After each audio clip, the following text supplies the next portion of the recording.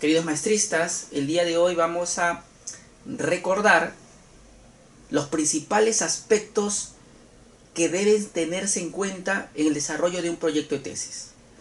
Primero, un marco normativo que permite tener lineamientos de investigación que debe atender todo estudiante sanmarquino.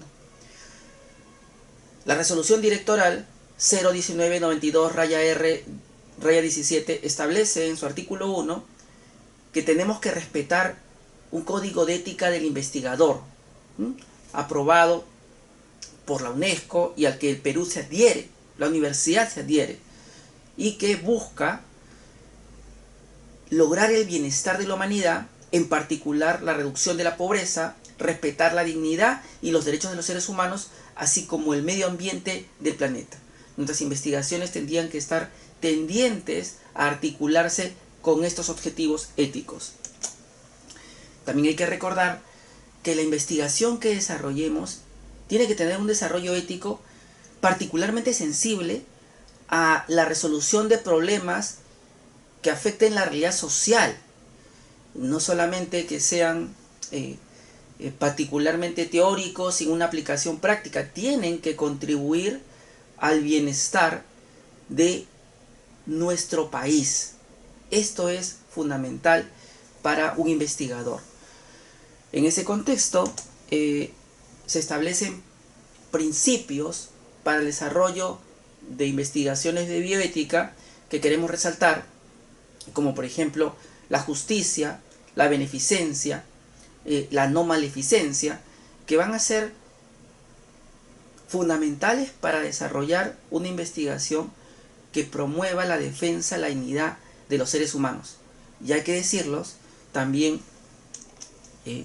existe la obligación de respetar el enfoque de interculturalidad, el enfoque de género y también un enfoque de respeto a otros seres no humanos como la diversidad biológica o los animales.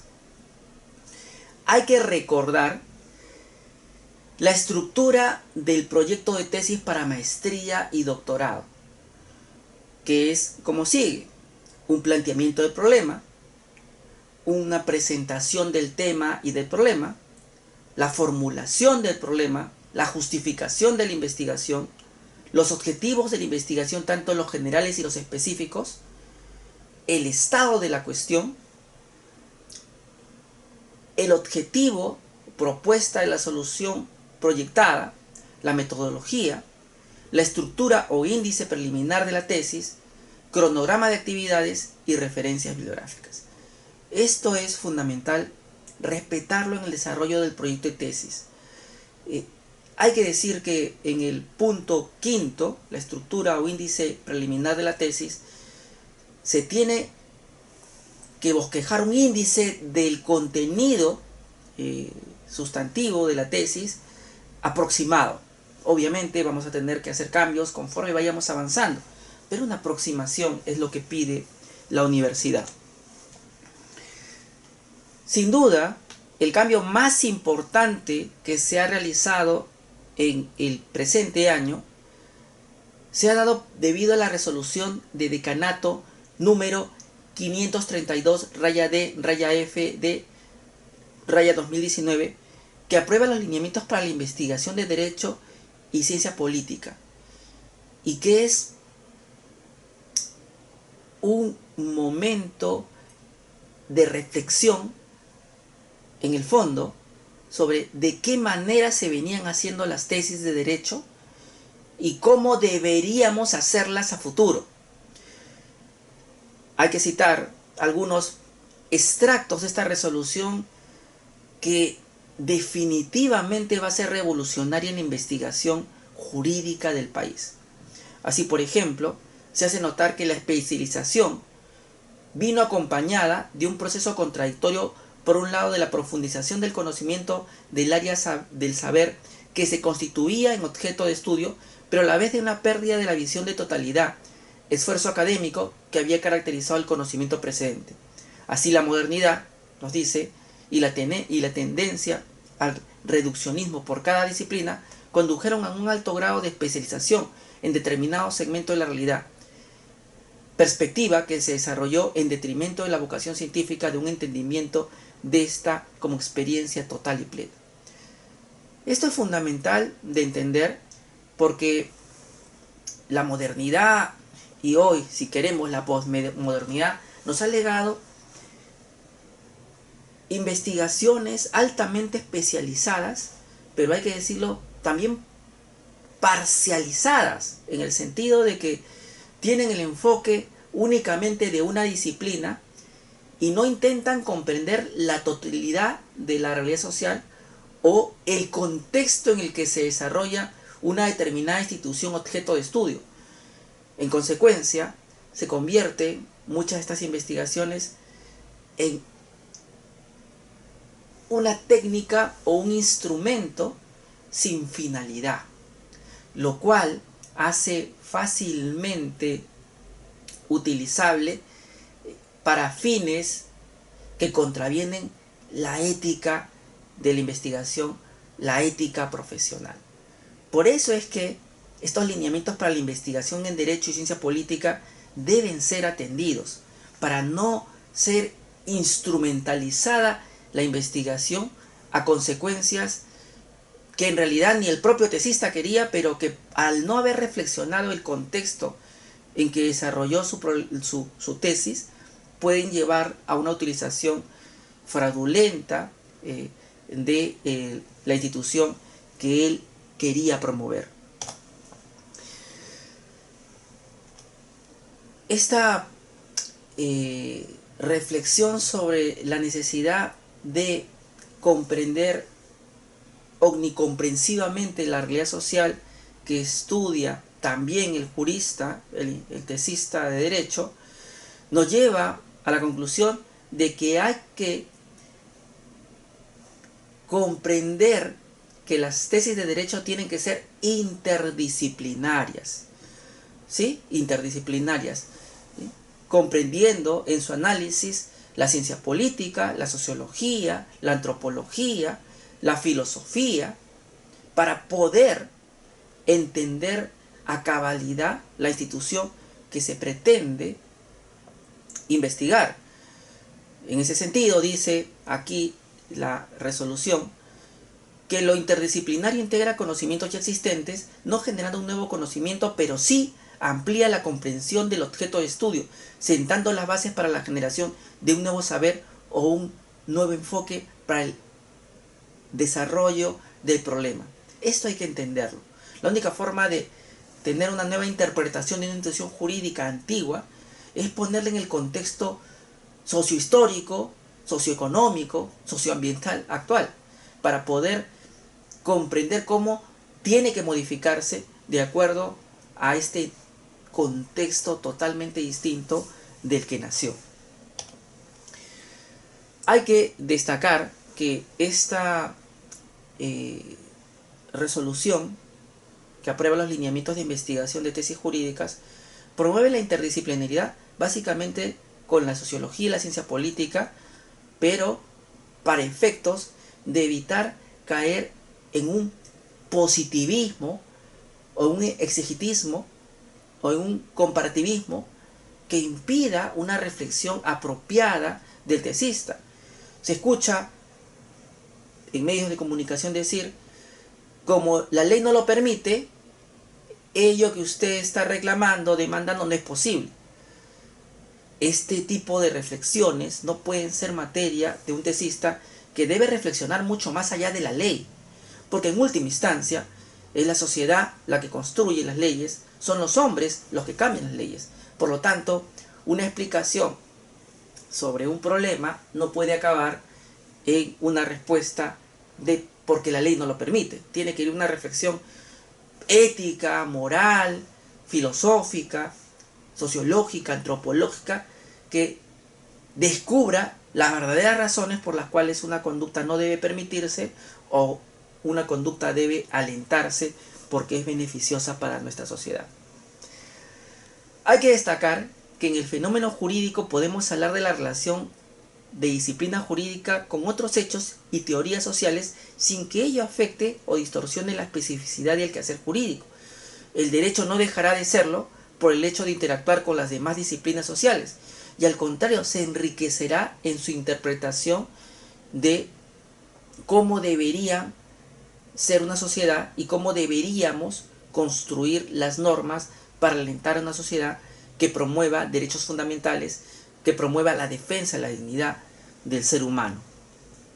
En ese contexto, hay que destacar que el tipo de investigaciones en Derecho y Ciencia Política que promueve la Universidad de San Marcos comienzan por la reflexión de que no pueden ser eminentemente normativistas, exegéticas o comparativistas, sino tienen que tener una contextualización de dónde se está de alguna forma estudiando la institución jurídica, con una actitud crítica, propositiva, ética y humanista.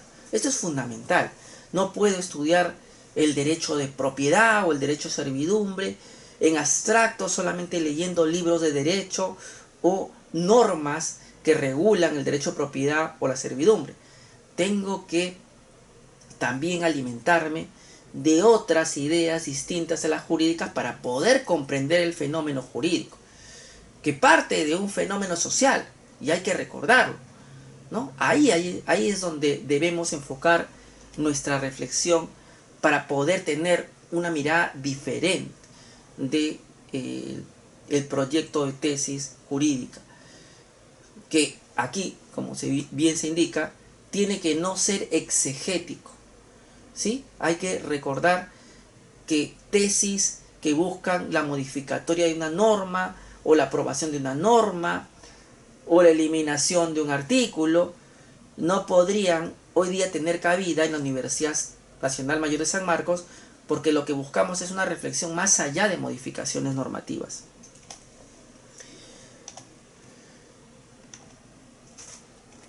En ese contexto hay que recordar que la estructura de una tesis jurídica para maestría y doctorado es como sigue. Tiene que tener una introducción, tiene que tener aspectos metodológicos, que en buena cuenta es el proyecto de tesis, tiene que tener un capítulo de estado de la cuestión, que obviamente tiene los antecedentes de la investigación, estado actual de la propuesta de doctrinarias de la solución al problema planteada, también la jurisprudencial, también lo que indican los filósofos, los de ciencia política, los antropólogos. Si es posible conseguir esta información, habría que incorporarlo. Una orientación jurisprudencial en torno a la aplicación normativa y también una vuelta de tuerca ética, ¿no? ¿Cuál es la ética que estamos manejando? Plasmarla y que siempre sea acorde con la que promueve la universidad. Un capítulo 2 estará la toma de posturas, solución o propuesta, ¿no? Un capítulo 3 serán las consecuencias de esta propuesta, y esto es muy importante.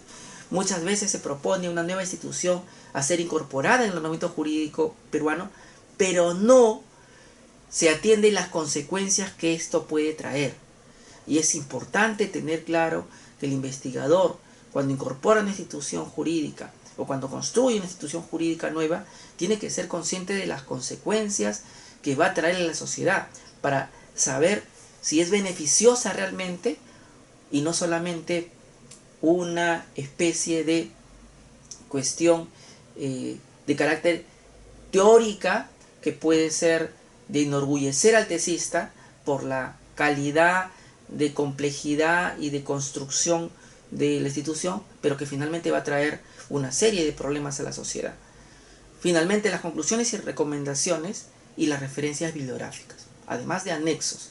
Esta es la estructura básica que tiene que respetar el tesista para desarrollar su tesis. Aquí quería traerles un ejemplo que he dicho en clase, ¿no?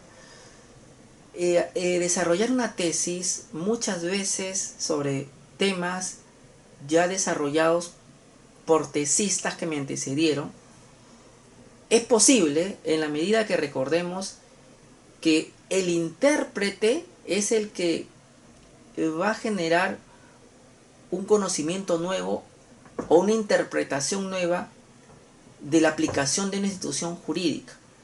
Y quería ponerlo de un ejemplo muy simple. La canción de Juego de Tronos, podemos encontrarlas interpretadas con guitarra, interpretada con instrumentos chinos, interpretada en piano o interpretada con un instrumento japonés. Es la misma partitura, pero se siente y escucha diferente. Eso mismo es una tesis, desarrollando un tema que previamente otro tesista ha tocado. Nunca va a ser idéntico a la anterior investigación porque tiene un intérprete diferente. Salvo que el tesista no haya cuidado de generar en su investigación pseudopensamientos o no haya cultivado un pensamiento propio que pueda ser objeto de un aporte real en su tesis, ¿no? Esto hay que tener cuidado, recordar el libro de Erich Fromm, El miedo a la libertad, donde justamente él aborda este problema de la falta de autenticidad de los seres humanos, producto muchas veces de la información que circula en medios de comunicación. En su época no había internet, pero obviamente se hubiera dado cuenta que la internet es un campo donde se cosechan muchas ideas que sin querer tomamos, sin citar la fuente o sin darnos cuenta de dónde fue su origen, y las asumimos como propia, a veces inconscientemente. Eso se llama pseudopensamiento. Hay que tener cuidado para poder relevar nuestro aporte y relevar el aporte de anteriores investigadores. Vamos a desarrollar a continuación una crítica a los proyectos de tesis de sus compañeros de clase. El primero que estamos observando es el de Luz María Gamboa, que ha propuesto el tema de acumulación de procesos en una vía jurídica definida, y como se dijo en clase, el problema es que no tiene un soporte doctrinario ni jurisprudencial que apoye la acumulación de un proceso penal en cuanto al aspecto de reparación civil en un proceso civil. Es una idea, hay que decirlo, que puede ser original, pero no todo lo original te conduce a lo correcto o a lo funcional, ¿no? Hay que tener en cuenta esto, también como lo decía Erich Fromm, que la autenticidad no necesariamente tiene que ver con la pertinencia de la solución a un problema. También hay que hacer notar que la tesista se vuelca a desarrollar su proyecto de tesis sin haber agotado el análisis de la información existente sobre el problema. Y entonces muchas veces desperdiciamos tiempo importante de nuestras vidas investigando, creyendo investigar en realidad, sin haber siquiera revisado los principales autores o los libros necesarios para poder entender la problemática. Aquí, por ejemplo, vuestra compañera omite en su proyecto de tesis criticar una casación que es directamente vinculada a su problema. Esta casación justamente habla de la posibilidad de que después de un proceso penal uno pueda acudir a un proceso civil para pedir la indemnización que entendió faltaba que le dieran, y que eventualmente el juez civil descuente lo que el agraviado, la parte civil, la víctima, en este caso en el proceso civil el demandante, ya había recibido en vía penal. Es una solución, nos parece inteligente. Juan Espinosa, en su libro Responsabilidad Civil, si no más recuerdo, apoya esta propuesta. A nosotros nos parece también razonable, por lo menos hasta el momento. Entonces, al haber obviado esta casación, al no haberla refutado, porque ella indica que sí la revisó, pero consideró que no era pertinente, que no tenía una idea que fuera a dar solución al problema, podemos concordar que de pronto ella puede ser muy crítica al respecto, pero tiene que refutar, tiene que deconstruir esa casación, tiene que despedazar los argumentos que han planteado los jueces de la Corte Suprema para recién poder plantear una nueva solución. Tenemos que encarar una contestación de demanda, una teoría del caso con una contraargumentación, ¿no es cierto? Así, eso es lo que nos enseñan a los abogados. No podemos ocultarnos, no podemos evitar el debate. Eso es lo que le está faltando al proyecto de tesis de vuestra compañera. Por cierto, el tema mismo de la acumulación de procesos judiciales, penales y civiles, de por sí sería inviable. Pero veamos qué podemos rescatar de este proyecto de tesis.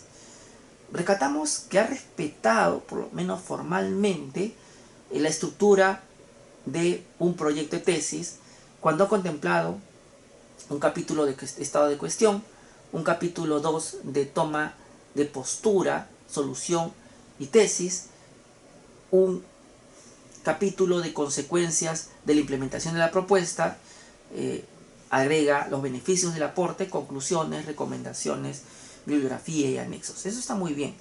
Lo interesante es que respetando esta estructura, ha adicionado qué debería contener cada una de estas capítulos, ¿no? Por ejemplo, en el capítulo 1 estaba la cuestión, ha hecho un índice muy interesante: responsabilidad civil, indemnización por daños y perjuicios, reparación civil, la cuestión de la doctrina nacional, la cuestión de la doctrina extranjera, orientación jurisprudencial en torno a su aplicación normativa. Está muy bien. Esto debemos sí replicarlo en el resto de proyectos de tesis, tratar de incorporar dentro de ese índice tentativo del proyecto de tesis este tipo de desarrollos tentativos a partir de la estructura que nos impone la universidad como una forma de estandarizar la formulación de los problemas y las soluciones que se busca desarrollar en la universidad. Bueno, no podemos explayarnos sobre las recomendaciones que hace su compañera. Habría que decir solamente que dice realizar la acumulación de proceso civil y penal en una vía jurídica definida, es decir, una vez acreditado el daño en la vía penal, se oficia a la vía civil a fin de determinar el cálculo del quantum indemnizatorio, dejando sin efecto la posibilidad de la víctima de demandar indemnización de daños y perjuicios en la vía civil. No nos explica por qué decide hacer ello su compañera. Tampoco nos explica qué autores apoyan esta propuesta. Tampoco nos da jurisprudencia que apoye este planteamiento. Y si ustedes lo notan, esto involucraría una total revolución a lo que entendemos por la acumulación de procesos, a sus requisitos, ¿no? En principio, que el mismo juez sea competente para ver la materia que se está acumulando, entre otros aspectos. Me imagino que en su debida oportunidad, en la próxima clase, su compañera defenderá su proyecto de tesis. Lo esperamos, en verdad, con impaciencia, porque de sus referencias bibliográficas se observa que tampoco ha revisado la bibliografía necesaria para poder sustentar este proyecto de tesis, y esperemos que en la próxima sesión esto sea corregido. y como ya dijimos, no ha refutado la casación 2092-2016, en la que se observa en su sumilla lo siguiente: si bien en la vía penal se puede otorgar una indemnización como consecuencia de un daño causado por un ilícito penal, debe considerarse la naturaleza distinta de estas dos vías, por lo que es posible también discutir la indemnización en la vía civil, deduciendo el monto cancelado en el proceso penal. Y esta conclusión llega a partir de reconocer que en la vía penal lo más importante es determinar la responsabilidad penal del autor de un delito. En el caso que estamos analizando, las consecuencias de un atropello en aparente estado de ebriedad, la muerte de una persona y las graves lesiones en otras dos, y esto es lo que genera una demanda por responsabilidad civil por daño ascendente a 100.000 soles, que es una suma superior a los 30.000 soles que le dieron en vía penal, y a la que el juez civil accede a darle 63.000 nuevos soles, o sea 30.000 más que en la vía penal. Se supone que se le descontará los 30 que ya recibió, lo cual me parece razonable en mérito a los daños producidos y en mérito a que probablemente el juez penal no prestó atención necesaria al ámbito de la reparación civil. Me parece una buena solución. Su compañero tendrá que explicarnos por qué esta no es una solución atendible. Ya hemos explicado también que su compañera no menciona la casación 695/2018 Lambayeque, que establece 4 supuestos para cuestionar la reparación civil en vía de casación. Sería interesante también ver cómo se articula esta jurisprudencia al planteamiento de su investigación, o por qué no sería pertinente incorporarla, especialmente por su actualidad. Es una pregunta necesaria. Su compañera Fiorella, así como Gerardo, entre otros, tiene el defecto de no haber en su proyecto de tesis planteado un título de investigación.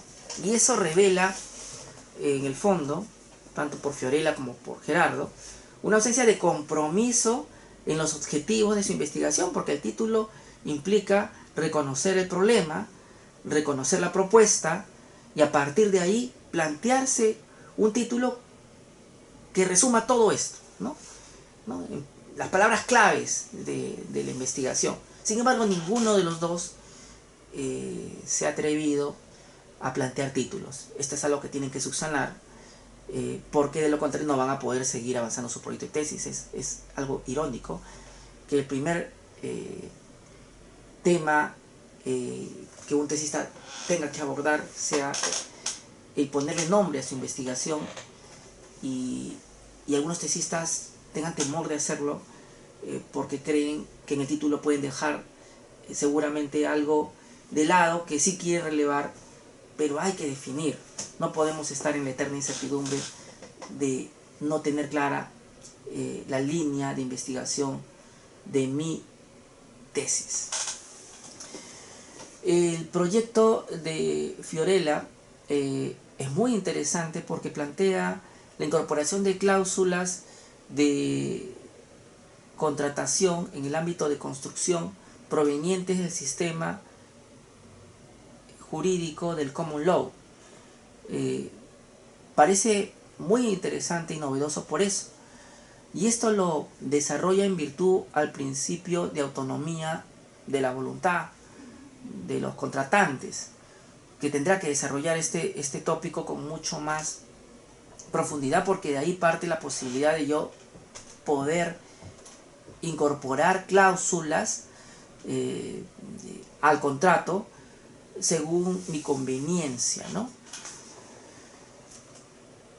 Sin embargo, si solamente sería la descripción explicativa de una cláusula de otro ordenamiento jurídico como el common law en el ordenamiento jurídico romano-germano, que es el nuestro, no tendría ningún tipo de importancia la tesis, que se caracteriza por su capacidad de innovar, de incorporar conocimientos nuevos a nuestro bagaje jurídico, por lo que lo novedoso de su investigación es que va a aplicar el abuso de derecho, el ejercicio abusivo de derecho, a la posibilidad de que una de las partes del contrato de construcción respectivo pueda abusar de esta cláusula novedosa del common law traída al ordenamiento peruano. Esto es lo meritorio del proyecto de tesis. Por eso se lee: es posible aplicar la regla del fit for purpose, y si es posible, esta regla permite un ejercicio abusivo del derecho cuando se aplica a los contratos de construcción que se sujetan bajo el civil law. Aquí, en verdad, solamente hay un problema, porque está claro, y creo que ninguno tiene duda, de que sí es posible incorporar esta cláusula en los contratos de construcción. El problema no es ese, sino el problema es si esto puede generar un abuso de derecho por parte de algunas de las partes en el cumplimiento de esta cláusula. Eso es lo novedoso. La incorporación tal cual, como ya se viene dando, no es algo que sea problemático. Lo problemático es los problemas que puede traer su ejercicio disfuncional, su ejercicio abusivo. En ese sentido, ella establece como objetivo general el propósito de determinar la validez de la regla de fit for purpose en contratos de construcción. Entendemos que esto se va a hacer a partir de la autonomía de la voluntad, la autonomía de las partes contratantes, es válido, y si se puede generar conflictos entre el pacto de esta obligación y otros derechos protegidos por el ordenamiento jurídico peruano. Este en realidad es el objetivo más relevante, esto último. O sea, ¿qué conflictos potenciales podría desplegar esta incorporación de regla del common law en nuestros contratos de construcción? Este sí es un problema, ¿no?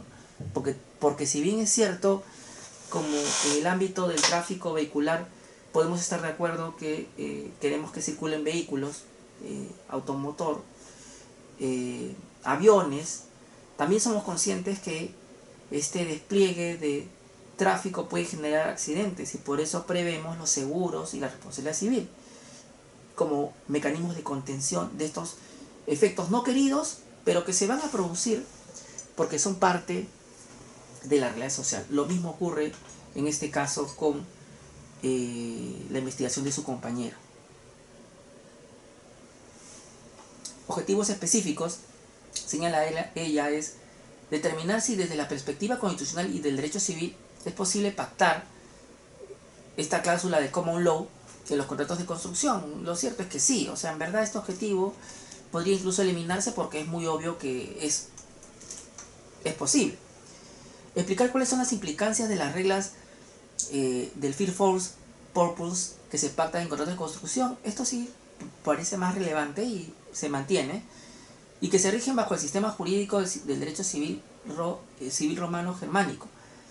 Es relevante, pero es un tema descriptivo explicativo necesario para poder abordar ya temas más complejos, por eso se mantiene. Siguiente objetivo específico es identificar cuáles son los aspectos positivos y negativos de la incorporación de esta regla en los contratos de construcción que se rigen bajo el sistema jurídico del derecho civil romano germánico. Sí, aunque parece redundante con el anterior, podríamos fusionarlo en uno solo.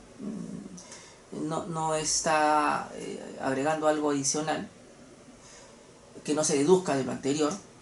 Determinar si la aplicación de esta regla genera un conflicto de derechos entre las partes que la pactan, o si resulta una regla abusiva para el estándar peruano. Aquí creo que hay que corregir. En principio concordamos que no es una regla abusiva para el estándar peruano, es que ese no es el problema. El problema es los conflictos que se pueden suscitar entre las partes por el ejercicio disfuncional, abusivo de esta cláusula. En condiciones normales esta cláusula debe ser beneficiosa para dinamizar nuestros contratos de construcción. O sea, ese es el objeto de investigación. Por eso hay que corregir este objetivo D y enfocarlo adecuadamente. Premisa 1, la incorporación de esta cláusula que ya está dándose en la realidad es beneficiosa porque dinamiza los contratos de construcción. Y premisa 2, lo que estamos intentando descubrir es cuáles son los potenciales efectos negativos del ejercicio abusivo de estas cláusulas en situaciones anormales, disfuncionales. Ese es el punto. Objetivo E dice identificación de buenas prácticas frente a aplicaciones de reglas de Common Law en contratos de construcción que se rigen por el sistema de Civil Law. Este tema sí parece salir del proyecto de tesis. Yo lo eliminaría, porque ya con lo anterior es bastante. Es un tema ya interesante. El siguiente parece ser un tema que no estaba incorporado ni siquiera en el problema general. Eliminémoslo si es posible, salvo que la tesista tenga argumentos sólidos para mantenerlo y cómo se articularía con el problema principal. Aquí tiene que corregir en la estructura preliminar de la tesis este tipo de índice preliminar. Ya hemos dicho que esto no es lo que plantea la universidad, ¿no? No es el índice de un manual, no es el índice de un libro, ni una guía, sino es el índice de una tesis, ¿no? Entonces hay que corregir aquí a partir de que tiene que haber un aspecto metodológico como primer capítulo, luego un estado de la cuestión, ¿no es cierto? ¿No? Y una discusión posteriormente, ¿no? Una propuesta de solución, conclusiones, recomendaciones, y en cada uno de estos capítulos podría haber índices, eso es correcto, pero ese tipo de índices no es lo que está pidiendo la universidad. La biografía, mi estimada Fiorella, tienes que incrementarla. Con tan pocos libros no se puede alcanzar a desarrollar un trabajo a profundidad. No importa que estén en inglés, en portugués, en francés, lo importante es tener biografía. Ahí hay un tema que corregir. La legislación que me estás proponiendo, Constitución Política del Perú y Código Civil, no es suficiente, hay que incrementarlo. Y si es acertado que incorpores al reglamento de la ley 3225, ley de contrataciones del Estado, porque justamente acá, como lo has hecho notar, está el permiso para poder utilizar cláusulas de ordenamientos jurídicos extranjeros para dinamizar los contratos de construcción en el ámbito de la autonomía de la voluntad. Eso sí está muy bien, me parece loable de tu parte. El caso de Gerardo y su tesis sobre criptomonedas, otra vez, solo diré tesis de criptomonedas porque él no ha puesto un título todavía a su investigación, no se ha comprometido realmente con su proyecto de tesis al haber una ausencia de título. Él manifiesta que no lo hace porque esto solamente lo va a poder hacer hacia el final de su investigación y que esto se define al final. No, nosotros sostenemos, y la universidad en eso concuerda con nosotros, en que para poder escribir tu proyecto de tesis tienes que tener un título, y ese título tiene que ser básicamente alusión a tu problema, que no va a cambiar alrededor del tiempo que investigues, tiene que ser el mismo, ¿no? De repente la propuesta de solución, si está ligada al título, podría cambiar, pero mejor entonces, si no está seguro, plantearlo a partir de alrededor del problema o de las instituciones claves que estás investigando. Pero sin título, un proyecto de tesis está cojeando, ¿no? Cojeando. Ya hemos visto que tu trabajo es muy interesante y hay que alentarlo. Sin embargo, como se dijo en clase, la formulación del problema tiene que mejorarse, aunque la idea central está buena, ¿no? Cómo se debe interponer un proceso en el Poder Judicial cuyo objeto es el dominio sobre las criptomonedas. En realidad, este problema hay que mejorarlo.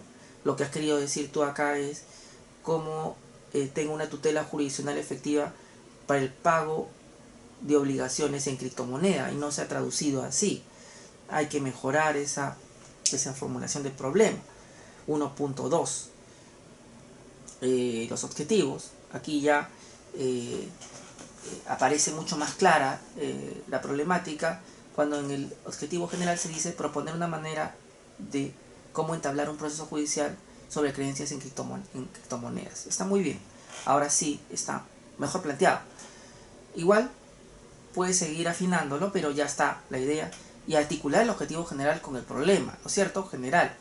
Si hay objetivos específicos, deben haber problemas específicos. Se supone que tienen que estar articulados. Imagino que lo harás en tu proyecto de tesis ya versión final. Está muy bien proponer una manera de cómo ejercer el derecho de acción en un proceso cuyo objeto es el pago de una obligación de criptomonedas. Sí, pero otra vez redundas, y aquí hago hincapié en que debes profundizar en tus conocimientos de derecho procesal, porque hablas en un mismo momento del derecho de acción y hay arreglo seguido un proceso. Podríamos estar redundando allí, hay que mejorar. Investigar cuál es la situación de protección judicial de los usuarios de criptomonedas en el Perú. Sí, eso está bien. Proponer mecanismos que garanticen el pago de créditos en criptomonedas. Ya el pago de créditos en criptomonedas habría que tener cuidado, porque podríamos estar en un escenario distinto a una obligación de pago tradicional, ¿no? Ya créditos, podemos estar hablando del sistema bancario. Si ese es el norte de tu investigación, está muy bien, pero se está haciendo mucho más complejo. Vamos a pasar rápidamente hacia la biografía. Tu biografía es mucho más abundante que la de Fiorella, sin embargo hay que seguir incrementándola para poder aspirar a una investigación muchísimo más rica e importante. Los anexos, está bien que agregues la legislación nacional, la legislación extranjera, también hay que separar la jurisprudencia, no hay que olvidarnos, y hay que estar atentos a los últimos temas que estén publicándose sobre nuestras investigaciones, ¿no? Aquí el día martes de esta semana, 25 de junio del 2019, se publicó el artículo de las criptomonedas, y se supone que el tesista debió leer el artículo y debimos debatir en clase el planteamiento. No lo había leído, sabía de su existencia, pero todavía no había reflexionado sobre el mismo. Si uno investiga sobre una problemática en particular y quiere graduarse con esta, tiene que estar mañana, tarde y noche tratando de conseguir información y tratando de articular su realidad social con su tesis. Esto es fundamental, hay que tenerlo en cuenta. Uno duerme con su tesis, sueña con su tesis, vive con su tesis hasta que no la acaba. Esto hay que tenerlo muy en claro. Si no, me equivoqué de tema. Tiene que ser una problemática que me quite el sueño. Si no me quita el sueño, pues no he elegido bien el tema. Este autor, Álvaro Castro Lora, nos proporciona conocimiento que el tesista no nos ha dado, ¿no? Por ejemplo, él señala que si bien no hay un consenso regulatorio internacional sobre las clases de criptomoneda y sus características, nos animamos a mencionar las siguientes con base al reporte de enero del 2019 del European Banking Authority. Esta fuente no ha sido mencionada por el tesista, hay que corregir, y el tesista tiene que estar allí, al día, ¿no? Aquí este autor nos menciona el token de pago o intercambio, el tokens de inversión, el tokens utilitario, que ya en su oportunidad el tesista tendrá que explicarnos qué significa cada uno de estos conceptos sobre criptomonedas. Pero lo más importante cuando uno investiga es que lo más rico del artículo no solamente está en sus conclusiones, que aquí las tiene, muy interesantes, sino en esta parte bibliográfica. De esta parte bibliográfica he podido llegar a este libro que está muy, muy interesante, que es El Bitcoin, consideraciones financieras y legales sobre su naturaleza y propuestas de enfoque para su regulación, de Omar Gutiérrez y Abraham Moreno, de SAM. Es una investigación reciente de marzo del 2018, donde prácticamente está abordando la totalidad de la problemática de las criptomonedas, ¿no? A partir de un marco conceptual en su capítulo 1 que define el sistema financiero, los sistemas de financiación, el mercado financiero peruano, ¿no? Se baja de lo general a lo particular, muy bien. El capítulo 2 ya aborda el tema de fondo, que es el Bitcoin como medio de intercambio, no menciona como instrumento de pago, no menciona como dinero, lo dice como medio de intercambio, es interesante. Muestra las características, las diferencias frente a las monedas virtuales. Vean que está señalando que el Bitcoin en realidad no es una moneda virtual, tiene sus particularidades. Interesante, eso el tesista también tiene que tener en cuenta para su investigación. También señala la naturaleza jurídica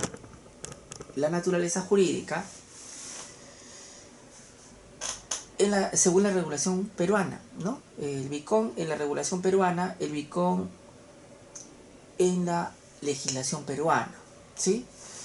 Capítulo 3, el Bitcoin, nuevo reto para el regulador, y ahí pone temas como el riesgo del uso de monedas virtuales, consideraciones sobre regulación, autoridades competentes, cómo debe regularse, lecciones de experiencia internacional, criterios a considerar para la regulación, y luego nos da un enfoque basado en principios del derecho del mercado financiero, principios de eficiencia, principio de estabilidad y principio de transparencia. Eso nos da lugar a recordar el enfoque interdisciplinario de las tesis de derecho. Aquí necesariamente tendremos que tocar temas económicos, financieros, y por lo tanto no solamente será basada en aspectos jurídicos, sino tendrá aspectos económicos, pero también tendrá que haber una reflexión filosófica, también una reflexión ética, ¿no?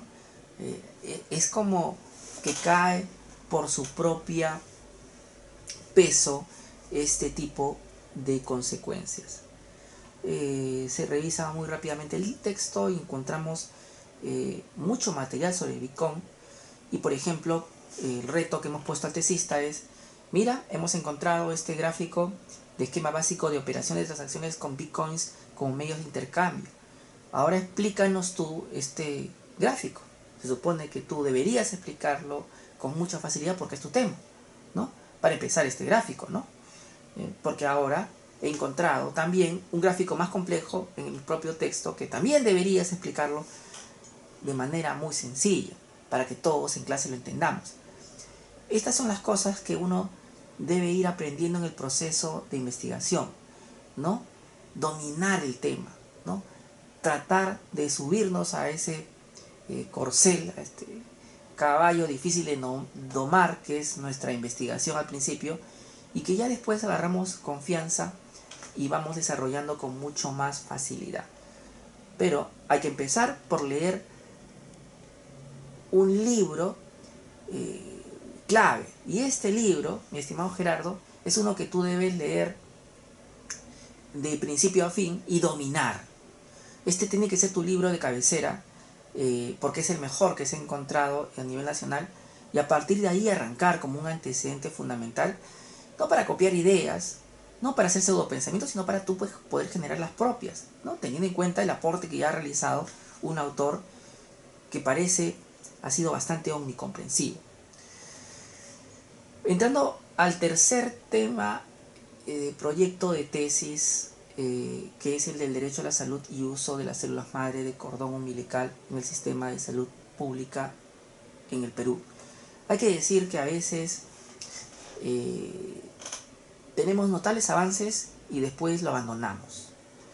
En este caso, esta tesista, Luz Margot, no vino a clase, y entonces no puede seguir avanzando en su investigación si lo va tomando por momentos o por tiempos o por la exigencia de un examen parcial, como fue la semana pasada. La investigación reclama constancia, no solamente constancia en la búsqueda bibliográfica, sino constancia en la asesoría. Si no, aquí tenemos un problema, ¿no? Hay que decirlo, esta tesis es una de las más prometedoras, ¿no? Siempre y cuando llegue a su fin, ¿no? Porque si no, sería solamente una promesa, ¿no? El derecho a la salud y el uso de las células madre en el cordón umbilical en el sistema de salud pública en el Perú aspira a convertirse en un aporte significativo en nuestro ordenamiento jurídico médico y en un aporte de la propia Universidad de San Marcos a nuestra sociedad. Por eso hay que alentarla, y por eso hay que decir que hay que ser mucho más responsable de parte de la tesista para asistir a clases. Si uno se matricula a un curso, tiene que asistir. El trabajo es importante, la familia también, pero hay que ordenarnos, disciplinarnos, si no, nunca vamos a acabar una investigación iniciada. En el punto 1.2, formulación del problema, se indica cuál es el problema que enfrenta el sistema de salud pública respecto al uso de las células madre del cordón umbilical como protección del derecho de salud. Es interesante porque lo que plantea su compañera es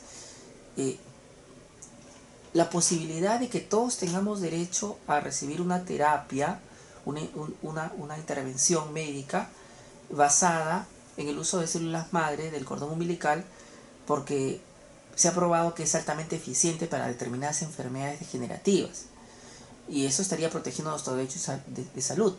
O sea, sería un nuevo contenido del derecho a salud que habría que ir trabajando, y que su compañera trabaja, pero que tiene que ser consciente el sistema de salud para poder brindarlo, porque para eso necesitamos, además de investigación, presupuesto, instalaciones adecuadas para poder llevarla a cabo, como bancos especialmente acondicionados para poder conservar estas células madre, además de una cultura de donación de parte de la sociedad peruana, ¿no? Los objetivos específicos de esta investigación son: a. Determinar cuál es la función intuitiva del Estado respecto al uso de las células madre para fines terapéuticos como protección al derecho a salud. Está bien. Determinar cuáles son las ventajas socioeconómicas que tendría el Estado peruano al contar con un banco de células madre de cordón umbilical. Claro, ahorraríamos el costo de importar células madre de otros países como Argentina, lo decía su compañera. C. Determinar cuáles son los factores sociojurídicos que obstaculizan incorporar las células madre al sistema de salud público en el Perú. En verdad, habría que explicar cuáles son esos factores sociojurídicos, o sea, que haya algo que impida socialmente esto. Esto hay que desarrollarlo, me parece. Ahí sí tengo dudas. Su compañera tendrá que sustentarlo más adelante. Bien, después su tesis hace un desarrollo muy interesante sobre los sistemas de salud, el concepto de derechos fundamentales vinculados a la vida, a la salud, a derecho a bioética. Muy bien. El objetivo final de su propuesta es que el Estado promueva investigaciones científicas en cuanto al uso de células madre para nuestro país, que pueda contar con una tecnología de primera generación. Esto no tiene nada que ver con lo que planteo como problema. Eso no es lo que estás planteando, Margot. Lo que estás planteando es que en verdad se contemple dentro del derecho a la salud el derecho a poder tener una terapia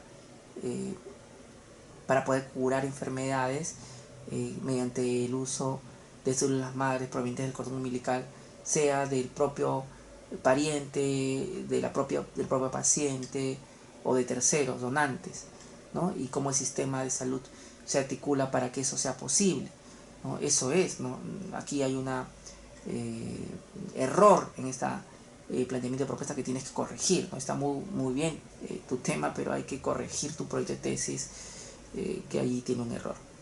Luego plantea una estructura de índice preliminar. Si respeta lo que dice los lineamientos de investigación de la universidad, hay un aspecto metodológico, un planteamiento del problema, un aspecto teórico. Bueno, en realidad estoy viendo que no respeta. Hay que recordar otra vez. La universidad dice que tiene que haber un aspecto metodológico, está bien, pero luego un estado de la cuestión, ¿no? Recuerda, un estado de la cuestión, ¿no? Y luego ya vamos a una propuesta de solución, ¿no? Si quieres un previo a una discusión sobre ese particular, ¿no? Hay que tratar de verificar los lineamientos de la investigación para estar acordes con ellos, ¿no? Las referencias bibliográficas están muy interesantes, muy buenas. Hay que incrementar, seguimos incrementando, pero leyendo, porque yo lo que noto en su investigación es que mucho del material que nos ha dado no lo está utilizando. Hay que citar también, no solamente hay que tenerlo amontonado, la bibliografía, sino hay que utilizarlo. Otra de sus compañeras, no recuerdo aquí su nombre, ha planteado su proyecto de tesis sobre la naturaleza del contrato de maternidad subrogada, efectos jurídicos y la necesidad de su regulación. No tengo aquí su nombre, ya tenerlo, pero ella sabe a quién me estoy refiriendo. Lamentablemente el proyecto es todavía preliminar, como ella misma lo ha planteado. Hay una formulación del problema que básicamente parece una lluvia de ideas, ¿no? No hay problemas concluidos, ni siquiera hace falta leerlos. Ustedes pueden observar más una lluvia de ideas que un planteamiento de un problema de manera reflexiva, ¿no? Veamos la primera pregunta de la formulación del problema.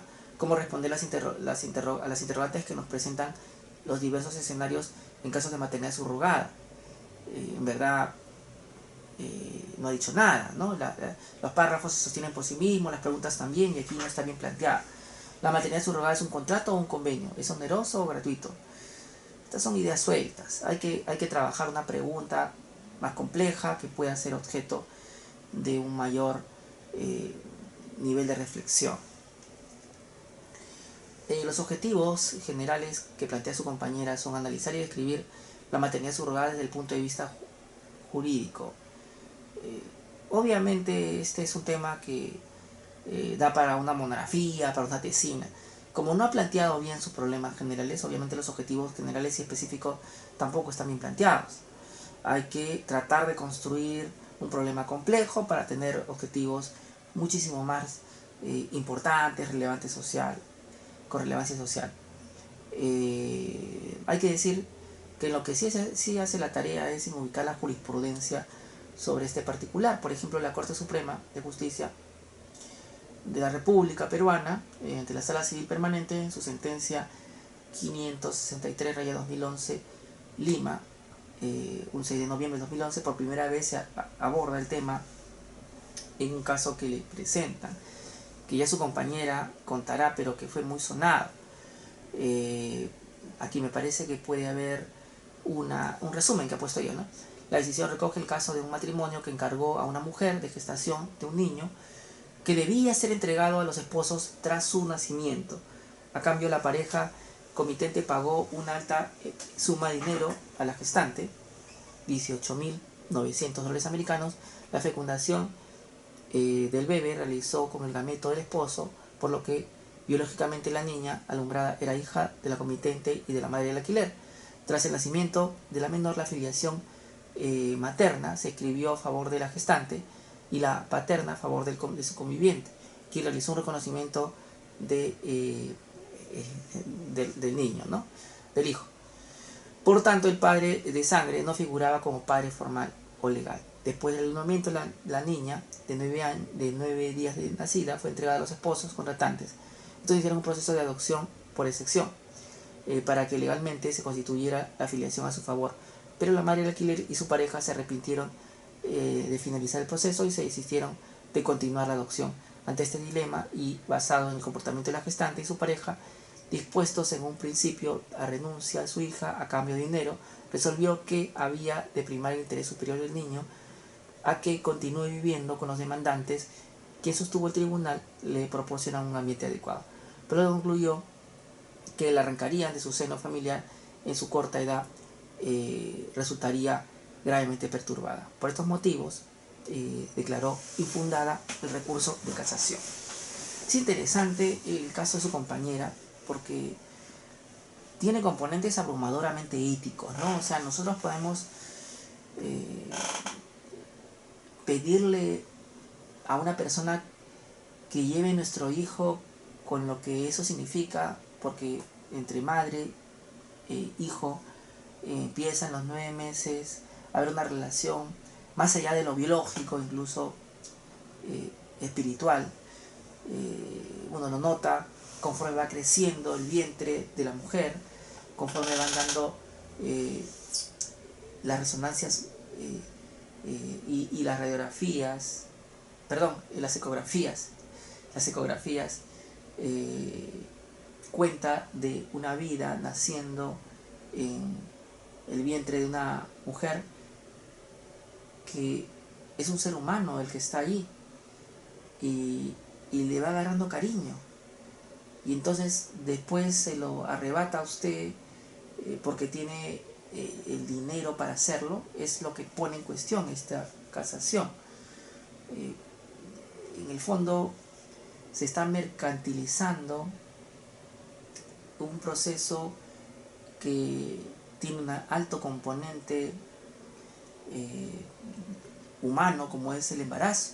O sea, podemos pagar porque se embarace a alguien para efectos de que yo pueda satisfacer mi necesidad de maternidad o paternidad. Tenemos ese derecho en un planeta que está sobrepoblado. ¿No sería mejor adoptar? Estas son las cuestiones éticas que nacen a partir de este proyecto de tesis, y por eso es interesante alentarlo. Porque si bien es cierto, ya existen investigaciones que le preceden, no es un tema resuelto, no solamente jurídicamente, sino éticamente. Hace poco, habíamos conversado en clase, un conductor de televisión muy conocido, homosexual, encargó a una mujer en otro país a que tenga 2 hijos suyos, ¿no? Y uno se imagina, porque no lo vemos en televisión, cómo habrá sido el proceso de esa mujer del desprenderse de 2 seres que llevó en su vientre y que luego le son arrebatados, ¿no? Y que como consecuencia de ello recibe una compensación económica, ¿no? Entonces estamos empezando, y es una pregunta al aire, a deshumanizarnos en el fondo cuando estamos mercantilizando el embarazo de las mujeres. En la India esto ya es una problemática muy fuerte. En los países donde hay alta pobreza, las mujeres, por salir de su estado de precariedad económica, pues se ofrecen para que puedan tener el hijo de otra persona. Esto es materia de un debate intenso que no ha acabado, y por eso es que se alienta esta investigación, que aunque, como hemos visto, tiene serias deficiencias en el planteamiento del problema, lo que ha hecho muy bien la tesista es escoger la problemática que va a aportar a un futuro bienestar de la sociedad, que tiene consecuencias éticas, sociales, jurídicas, fundamentales. Por eso está muy bien el tema que ha elegido. Hay que mejorar nada más el tema del planteamiento.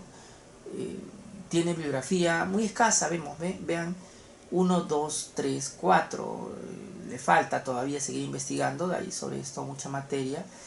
Me pasó por correo ella las tesis que rápidamente ubicó, y lo cual quiere decir que está partiendo de una línea de base de investigación interesante, ¿no? Con una línea de base del tema de la maternidad subrogada, para decirlo con propiedad. Aquí me ha alcanzado una tesis de la Universidad Alberto Hurtado, la Facultad de Derecho, titulada El contrato de maternidad subrogada o de alquiler, ejercicio legítimo del derecho a procrear o atentado a la dignidad. Y entonces aquí el tesista de esta Universidad de Santiago, Cristóbal Antonio Santander, guiado por su profesor Tomás Jordán Díaz, plantea un enfoque diferente al de su compañera, que es mucho más desde el ángulo del contrato, ¿no? De derecho contractual, y hace ver un enfoque constitucional, porque plantea un posible conflicto entre el derecho a la maternidad o paternidad versus el derecho a la dignidad de las mujeres que llevan hijos de otras personas, porque esas otras personas no quisieron tener hijos en su debida oportunidad, o porque no quieren padecer los estragos que conlleva un embarazo. Es interesante porque está viendo el enfoque del marginado, ¿no? Porque, como diría Derrida desde el ángulo de la deconstrucción, en la maternidad subrogada hay un enfoque binario, en el sentido de que por un lado tienes a la madre gestante contratada y por otro lado tienes a los padres que están llevando adelante esa maternidad por encargo a cambio de un beneficio, ¿no? Esto es algo que todavía no tenemos una solución en el plano jurídico, ni siquiera en el plano ético ni moral. Por eso es que no se ha regulado en el país todavía. Interesante por ese planteamiento de esta tesis, ¿no? Es posible que en Chile se admita la maternidad subrogada, dice su compañero, y al parecer en Chile existe el delito de sustitución de la maternidad, que da a entender que no es posible, ¿no?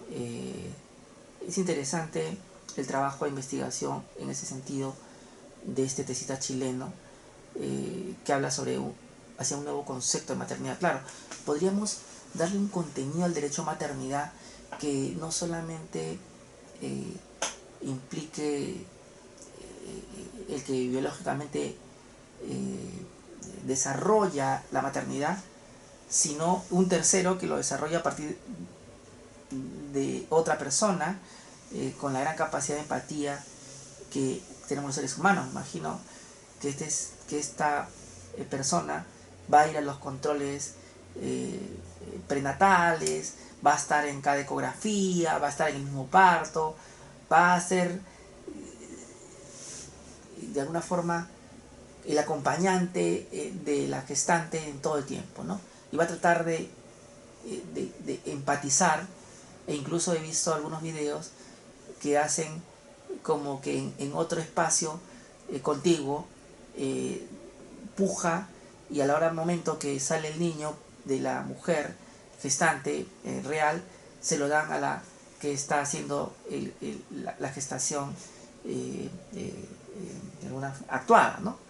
Para que psicológicamente la madre que ha encargado el vientre de alquiler sienta que está alumbrando. Todo esto es un tema objeto de debate. Por eso es tan interesante que su compañera lo haya planteado, porque envuelve el derecho necesariamente de cuestiones sociales, culturales, éticas, filosóficas, e incluso de ciencia política, antropología y sociología, si uno lo ve con mucho más calma, porque quienes están pagando en la mayoría de casos maternidades subrogadas, por ejemplo el caso de este conductor del Canal 2, son personas con bastante poder adquisitivo. Lo propio ocurre en el caso de la India con las madres que son muy pobres. Entonces sí se le puede dar un enfoque de ciencia política y también sociológica, si se pone a uno a pensar a que hasta qué punto un ser humano se autoexplota al punto de hacerse pasar por todo este tránsito, no necesariamente con un fin altruista, sino con un fin de necesidad económica, ¿no? Y de sobrevivencia. Es interesante. Acá su compañero de Chile dice: en el mismo sentido, el legislador español, mediante ley 14/2016 sobre técnicas de reproducción asistida, ha prohibido en su artículo 10 la gestación por sustitución, integrando aspectos fundamentales que han discutido a lo largo de esta tesis, ¿no? Interesante que en España tampoco se admite, quizás por estas consideraciones de carácter sociales, éticas, culturales, de lo que significaría mercantilizar el embarazo de una persona. Yo todavía no tomo una posición, pero sí voy a dejarles las reflexiones para ustedes. Hay que debatir ese tema que todavía no se ha hecho con profundidad. No es una curiosidad académica, no, es un tema de profundo impacto social. Especialmente porque quienes lo realizan de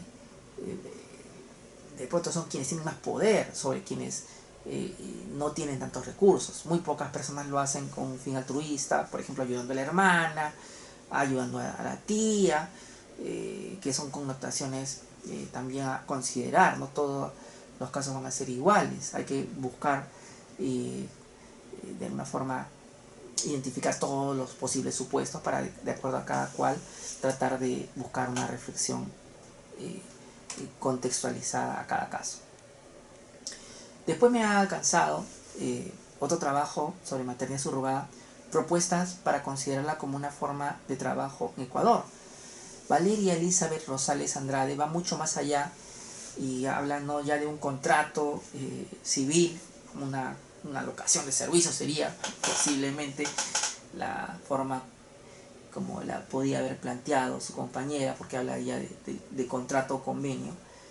Aquí en Ecuador nuestra tesista Valeria Elizabeth Rosales Andrade ya habla que debería ser un contrato de trabajo porque la embarazada, la gestante, es una trabajadora, ¿no? Y ahí le estamos un poco subordinando nuestra voluntad.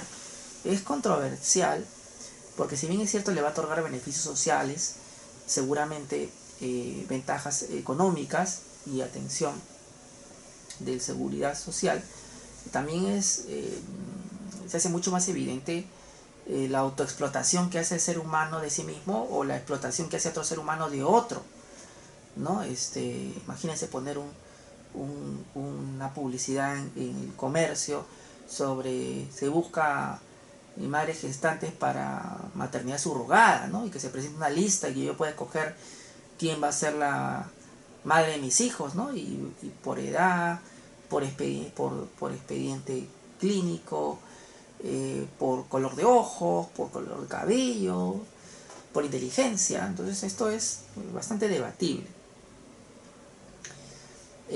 Sin embargo, es bueno leer estas tesis porque te abren la mente a varias posibilidades de comprender el tema, y aquí nos estamos dando cuenta que vean cómo es que en Chile hay un planteamiento donde más conservador, donde la dignidad del ser humano está primero y por eso la controversia y una corriente prohibitiva de maternidad subrogada que también se señala en España.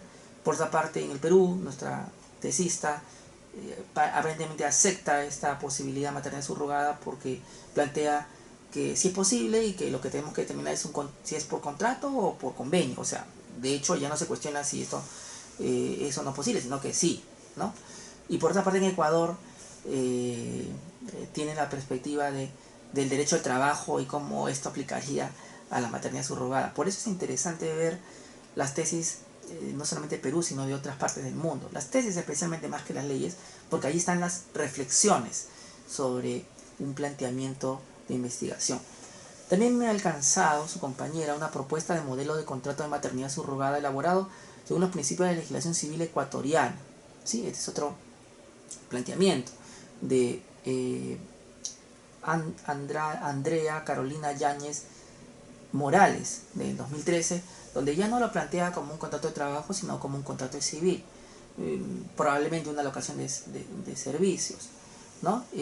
Lo interesante de aquí, y yo quería subrayar esto como algo fundamental y que tenemos que replicar en las tesis de San Marcos, atención todos, hay que poner una declaración del profesor guía, del asesor de tesis, como esta, ¿no? Muy interesante. Declaro haber dirigido este trabajo a través de reuniones periódicas con la estudiante, orientado a sus conocimientos para un adecuado desarrollo de un tema escogido y dando cumplimiento a todas las disposiciones vigentes regulados en la universidad, ¿no? En el sistema de títulos, ¿no? Y firma la doctora. Esto es importante porque tenemos que hacernos responsables como asesores de tesis de los proyectos de tesis y como de las investigaciones que nos encargan opinar.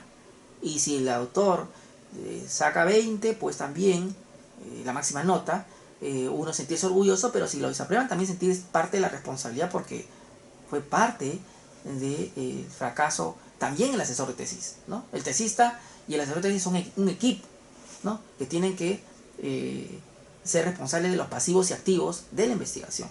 Por eso es que para Jessica Flores, una investigadora muy importante del ámbito de la medicina, hay una coautoría entre asesor de tesis y tesista, en el sentido de que el asesor de tesis, no el general como en mi caso soy yo, sino el especialista, el experto, le va proporcionando ideas, le va proporcionando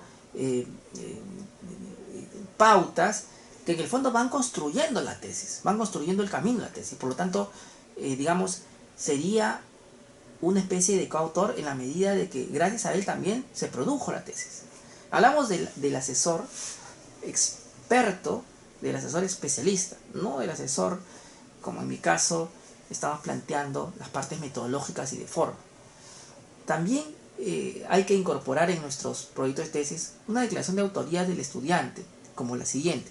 Declaro que este trabajo es original de mi autoría, que he citado las fuentes correspondientes y que en ejecución se respetaron las disposiciones legales que protegen los derechos de autor vigentes. Está muy bien que Andrea Carolina Yáñez haya suscrito esta declaración, y deberíamos hacerlo también nosotros en las tesis de San Marcos.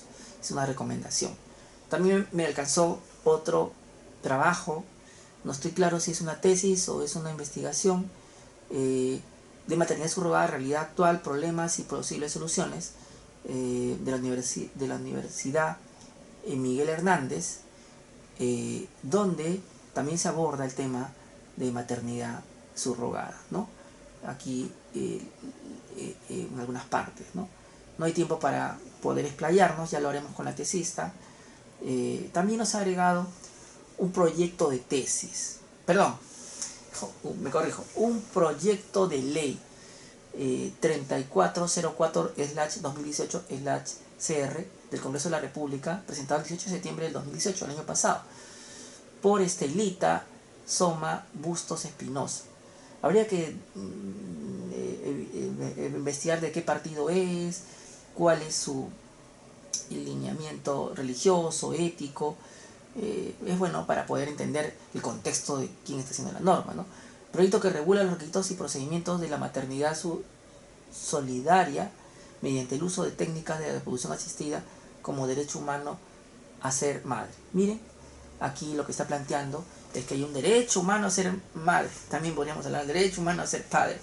Esto ya es materia de debate, ¿no? Y que por ese derecho a ser padre o ser madre voy a supeditar a un tercero a que se embarace por mí, ¿no? Ahí está el debate, ¿no? Yo no digo necesariamente que esto sea alentado, ¿no? Este es el debate que tenemos pendiente, pero es necesario reflexionar, ¿no? Reflexionar sobre este particular. Es un proyecto bastante extenso que habría que ver, y no necesariamente habría que dar soporte con la propia tesis, porque habría que sacar las ideas principales para poder reflexionar sobre las mismas, ¿no? Recordemos que no tenemos que ser exegéticos, sino reflexivos. Otro texto que me alcanzó fue la gestación por sustitución, ni maternidad subrogada ni alquileres de vientre. ¿Ven? Aquí está la otra posición del Observatorio de Bioética y Derecho, ¿no? Eleonora Lam. Acá tenemos las dos posiciones, ¿ven? Todavía no hay una decisión firme sobre si queremos maternidad subrogada o no maternidad subrogada. Al menos en el Perú se ha guardado un silencio legislativo absoluto. Tampoco han habido grandes debates en el Congreso sobre el particular. Nuestra clase política más fácil es que discuta sobre las uniones civiles o entre comillas matrimonio gay, que es sobre la maternidad subrogada. Esto es bastante preocupante, porque tan importante como las uniones de hecho son estos temas de maternidad subrogada, donde hay un marginado que es el neonato, sobre el cual tenemos que pronunciarnos y tenemos que tomar una postura, ¿no? Claro, bien fundamentada en cuestiones sociales, culturales, éticas y jurídicas, ¿no? Hay que discutirlo, ¿no? Y hay que explicar las razones de fondo por qué adoptamos la permisibilidad de estos actos o la prohibición de estos actos, ¿no? Estamos en ese momento en que no hemos definido si permitirlo o no permitirlo.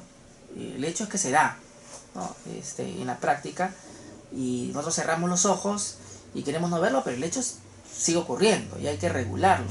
No vamos a esperar que el tema se convierta en un problema de proporciones catastróficas, como ocurre en la India o en otros países donde existe un mercado ya de los denominados vientres de alquiler. Finalmente, ya